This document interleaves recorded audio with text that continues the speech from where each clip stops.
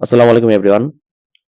মেহেদী হাসান মিরাজ গত 11 জুন দ্বিতীয় ওয়ানডে ম্যাচে চোটে আক্রান্ত হয়ে কিন্তু হাসপাতালে ভর্তি ছিল। সেই হাসপাতালে ভর্তি হওয়ার পর সবশেষ আপডেট নিয়ে আপনাদের সামনে হাজির হয়েছি। পাশাপাশি হাসান মাহমুদের কাউন্টি চ্যাম্পিয়নশিপে অভিষেক, মোহামেডানের চ্যাম্পিয়ন হওয়া, পাশাপাশি বাংলাদেশের তৃতীয় এবং শেষ ওয়ানডের জন্য যেই স্কোয়াড ঘোষণা করেছে সেই সকল কিছু নিয়ে একটা ছোটখাটো আলোচনা করব। প্রথমে যদি আগে আমাদের অধিনায়ক মেহেদী হাসান মিরাজকে নিয়ে বলি, যারা দ্বিতীয় ওয়ানডে ম্যাচটা ফলো করেছেন তারা হয়তোবা জানার কথা। ম্যাচ চলাকালীন সময়ে অস্ট্রেলিয়ান পেসার ন্যাথান এলিসের একটি বাউন্সারে পুল শট খেলতে গিয়ে কিন্তু মাথায় আঘাত পান অধিনায়ক মিরাজ। তার পরবর্তীতে বাংলাদেশ দলের ফিজিওর প্রাথমিক চিকিৎসা সে নেয়। পরবর্তীতে মাঠে তাকে আমরা কিন্তু বমি করতে দেখি। পরবর্তীতে যদিও প্রাথমিক চিকিৎসা নিয়ে মেহেদী হাসান মিরাজ ম্যাচটা শেষ করেছে। শেষ বলে অর্থাৎ তার শেষ যেই বলটা সে ফেস করেছে সেখানে সে রায়াল মেরিডিথের বলে একটা ছক্কা হাঁকিয়ে কিন্তু দলকে জিতিয়ে মাঠ থেকে উঠেছে। যদিও তাকে সেলিব্রেশন করতে দেখা যায়নি, কারণ ম্যাচ শেষ হওয়ার সাথে সাথে তাকে কিন্তু রাজধানীর এবারকের হাসপাতালে পাঠানো হয়েছিল। পরবর্তীতে সেখানে আহ ম্যাচের দিন রাতে 11 জুন রাতে, অর্থাৎ পরশুদিন রাতে কিন্তু একটা স্ক্যান করা হয়। যদিও সেই স্ক্যানে কিছু কিছু ধরা পড়েনি। পরবর্তীতে গতকাল 12 জুন দ্বিতীয় একটা স্ক্যান করানো হয়, সেই স্ক্যানেও কিছু ধরা পড়েনি। তারপর তাকে এবারকের হাসপাতালে 12 ঘন্টার একটা পর্যবেক্ষণে রাখার পর তাকে কিন্তু রিলিজ দিয়ে দেওয়া হয়, এবং এই বিষয়টি কিন্তু নিজেই মেহেদী হাসান মিরাজ একটা পোস্টের মাধ্যমে জানিয়েছে। মিরাজের পোস্টের আগে বাংলা জাতীয় দলের ম্যানেজার নাফিস ইকবাল খান একটি ভিডিও বার্তায় বিসিবির তরফ থেকে কিন্তু আপডেট জানিয়েছিল যে মেহেদী হাসান মিরাজ বর্তমানে সুস্থ রয়েছেন। তারপরে আপডেটটা হচ্ছে, আমরা সকলেই জানি যে প্রথম 2 ওয়ানডের জন্য বাংলাদেশের নির্বাচক প্যানেল একটা 15 সদস্য স্কোয়াড ঘোষণা করেছিল। তৃতীয় ওয়ানডের স্কোয়াড ঘোষণা বাকি ছিল। যদিও গত পরশুদিন ম্যাচের দিন কিন্তু 3 ম্যাচে টি-20 সিরিজ স্কোয়াড ঘোষণা করা হয়েছে। তবে তৃতীয় ওয়ানডে ম্যাচের স্কোয়াড ঘোষণা করা বাকি ছিল।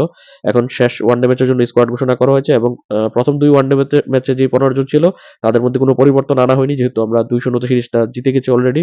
যার কারণে 15 সদস্য তারাই থাকছে তৃতীয় ওয়ানডে ম্যাচের জন্য। অর্থাৎ যদি 15 সদস্যটা ছোটখাটো ভাবে বলি, 3 ওপেনার তামিম, তারপর সাইফ এবং সৌম্য তো থাকছেই, এবং মিডল অর্ডার, লোয়ার মিডল অর্ডারের 6 ব্যাটসম্যান নাজমুল হোসেন শান্ত, লিটন দাস, তাওহিদ হৃদয়, নুরুল হাসান সোহান, মেহেদী হাসান মিরাজ এবং মোসাদ্দেক হোসেন থাকছে। 2 স্পিনার রিশাদ হোসেন, তানভীর ইসলাম থাকছে, এবং 4 পেসার তাসকিন, মুস্তাফিজ, শরীফুল এবং নাহিদ রানা থাকছে। তৃতীয় ওয়ানডেতে কোনো পরিবর্তন আনা হচ্ছে না।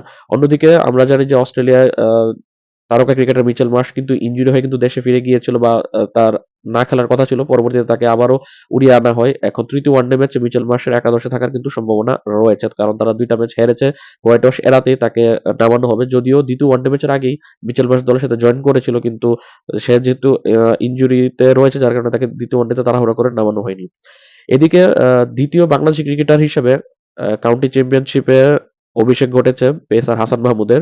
এর আগে সাকিব আল হাসানের কাউন্টি চ্যাম্পিয়নশিপে তার অভিষেক হয়েছিল।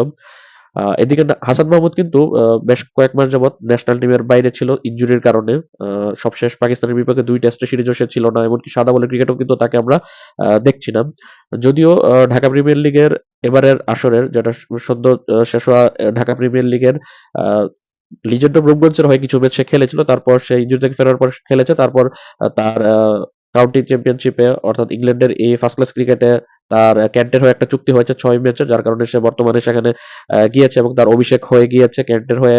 গতকাল ল্যাঙ্কাশায়ারের বিপক্ষে কিন্তু তার অভিষেক হয়। যদিও তার দল প্রথমে আগে ব্যাটিং করে 69 ওভার 178 রান করে অল আউট হয়ে যায়। হাসান মাহমুদ 11 নম্বরে নেমে 8 বলে 6 রান করে অপরাজিত থাকে। যদিও তার দল বোলিং এ নামলেও তার এখনো বোলিং করা হয়নি। হয়তোবা দ্বিতীয় দিনের খেলাতে তাকে বোলিং করানো হবে, যেহেতু সে দলের একটা অন্যতম গুরুত্বপূর্ণ পেসার। তার 6 ম্যাচের চুক্তির মধ্যে প্রথম ম্যাচটা চলমান, দ্বিতীয় ম্যাচটি মুখোমুখি হবে সে ক্যান্টারবারির বিপক্ষে। তারপর সে দেশে ফিরে আসবে। তারপর আগামী সেপ্টেম্বর মাসে তার চুক্তির বাকি 4 ম্যাচ সে খেলতে সেখানে যাবে। এদিকে মোহামেডানের কথা শুরুতে বলছিলাম, যেটা 17 বছর পর Mohammedan sporting club Dhaka premier division cricket লিগে তারা চ্যাম্পিয়ন হয়েছে। গ্রুপ পর্বের লিগ পর্বের 11 রাউন্ডের ম্যাচ শেষে 11 রাউন্ডের 11টি ম্যাচের মধ্যে তারা 9টি ম্যাচ জয়লাভ করে 18 পয়েন্ট নিয়ে তারা চ্যাম্পিয়ন হয়েছে। অন্যদিকে গতবারের চ্যাম্পিয়ন দল আবাহনী এবার দ্বিতীয় হয়েছে। 11 ম্যাচে 8 জয় 16 পয়েন্ট নিয়ে তারা দ্বিতীয় অবস্থান ধরে রেখেছে। এখন দেখার বিষয়, মেহেদী হাসান মিরাজের নেতৃত্বাধীন বাংলাদেশ দল শেষ এবং তৃতীয় ওয়ানডে ম্যাচে অস্ট্রেলিয়ার বিপক্ষে জয় ছিনিয়ে তারা প্রথমবারের মতো অস্ট্রেলিয়াকে যেকোনো ফরম্যাটে হোয়াইট ওয়াশ করতে পারে কিনা। কারণ আমরা এখন পর্যন্ত কিন্তু অস্ট্রেলিয়াকে হোয়াইট ওয়াশ করার স্বাদ পাইনি। টি-20তে আমরা 4-1 তাদেরকে হারিয়েছিলাম 2021-এ। ওয়ানডেতে প্রথমবার সিরিজ জয়লাভ করেছে। এখন হোয়াইট ওয়াশ করা হাতছানি। 3-0 তে হারালে আমরা তাদেরকে হোয়াইট ওয়াশ করতে পারবো। আগামী 14 জুন সকাল 11টায় তৃতীয় এবং শেষ ওয়ানডে ম্যাচে মিরপুরে মুখোমুখি হবে বাংলাদেশ এবং অস্ট্রেলিয়া দল। তো এই ছিল সবশেষ আপডেট। আল্লাহ হাফেজ।